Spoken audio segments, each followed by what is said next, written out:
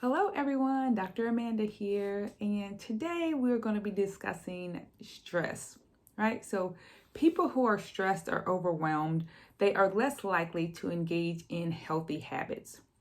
So to give you an example, for me, before a stressful day at work would end in a Coca-Cola day.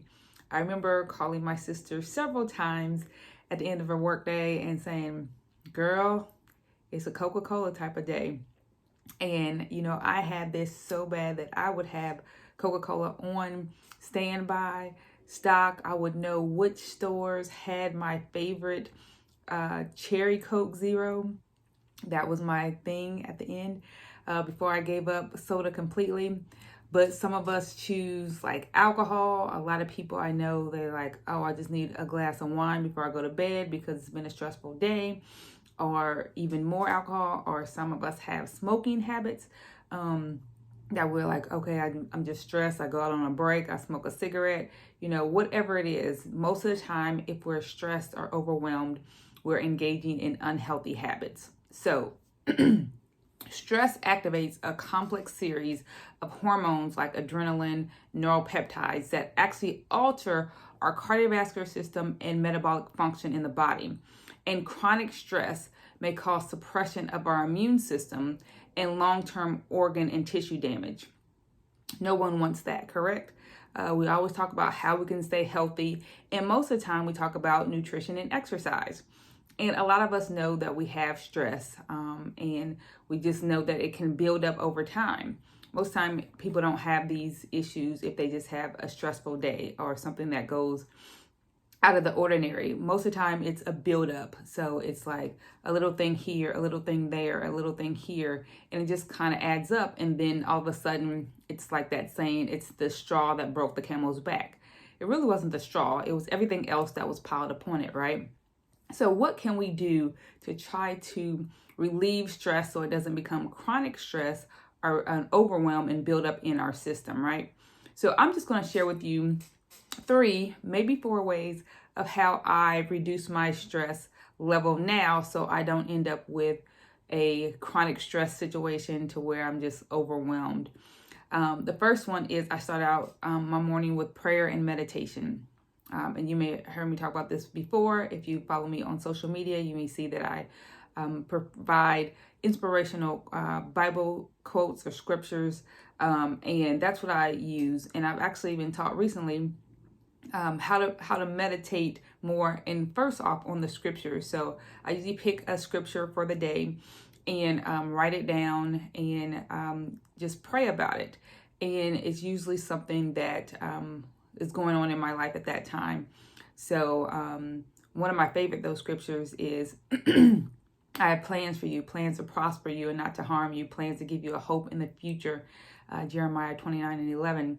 So a lot of time that comes to my mind and I'm thinking about it over and over throughout the day. And no matter what may come, like, well, the Lord said these are plans to prosper me and not to harm me. So there's no reason that I need to stay stressed out about it because it's going to prosper me and not harm me, right? So if we think about it that way, that will decrease your stress level, because when you know that things work out for your good overall, and not there to harm you, your body kind of relaxes. Like, you're not up in here all the time with your shoulders. You're actually relaxed down, right? So that's one of my first ways that I do, is trying to start out the morning with that, and then throughout the day try to remind myself. I also recently started with a meditation teacher that just helps me with stress level overall, and just learning breathing exercises, and just clearing my mind. And actually talking with one of my meditation teachers this past week, I would tell her that before I would just try to think happy thoughts, think good thoughts, and only think positive thoughts. Like, that's what we're told. Just think positive, think positive.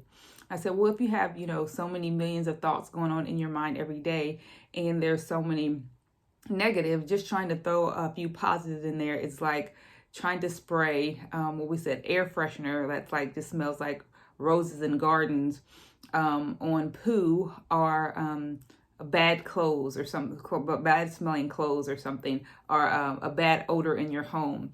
And it's just like, it just smells like flowery poo, so that's not the thing, is that you actually want to replace those negative or bad thoughts with positive thoughts, not just push them inside. So actually spill them out. And what do I do to help with that is actually journal. Before, journaling would be a stressful time for me. I'm like, what am I supposed to write? I have to write things I'm grateful for. And instead, I just started to write how I felt. I just owned my feelings, wrote them down, and just released those negative thoughts or feelings. And it was like, they're out of my body, they're out of my system, they're not going to build up and cause me chronic stress that's therefore going to increase my risk for cardiovascular disease or elements that my immune system would actually go down, right? So journaling was a big part of that, starting with that. So that's the second thing that I do. My most favorite would be either going for a walk at lunchtime, because that's what I try to do throughout the week, especially when I'm at work. Just to kind of take in some fresh air, some sunshine, and just breathe out anything that I would have built up during the morning to get ready for the afternoon. So I'm fresh and ready to go for the afternoon workday. And that's helped me out so much. So I invite you to try that. My activity I usually do on the weekends is hiking and going out with my hiking group. And just to be around a group of people that are motivated to do better with their health and wellness, and just to, talk with people and see what they do. And it's just amazing. Like, there's so many different careers that people are in that I never knew was a thing. I was so concentrated on becoming a physician that I didn't realize there were so many other jobs out there, or careers out there, or people that are just doing, incredible things. And just to talk with those people on the trails while we're all getting healthy, building up our cardiovascular system, it actually builds up my mental and emotional health and wellness, just to hear what other people are doing in the area. So that is the other thing I do. So that's 3 things. So first off is prayer and meditation.